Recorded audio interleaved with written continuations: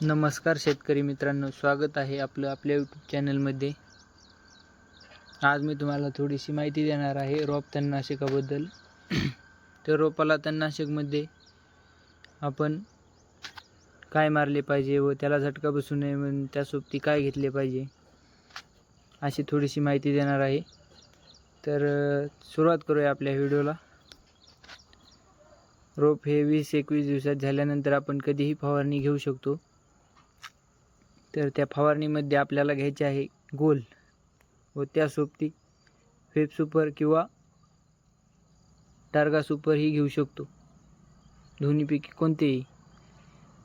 तर त्याच्यामध्ये आपल्याला प्रमाण घ्यायचे आहे त्याचे गोलचे 16 लिटरचा फवारा असेल तर 12 ml व 20 लिटरचा फवारा असेल तर 15 ml। त्याचप्रमाणे व्हीप सुपरचेही प्रमाण घ्यायचे आहे 16 लिटरचा फवारा असेल तर 12 ml व 20 लिटरचा असेल तर 15 ml, जेणेकरून रोपाला जास्त हानी होणार नाही। व त्यामध्ये आपल्याला रोपाला काही होऊ नये यासाठी झिंक वापरायचे आहे।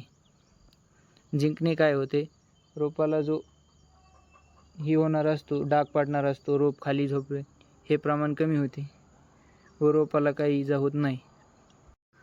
अशा प्रकारे फवारणी घ्यायची आहे। व पुढील कांदा नियोजनाची माहिती मिळवण्यासाठी आपल्या चॅनलला सबस्क्राईब करा व व्हिडिओला लाईक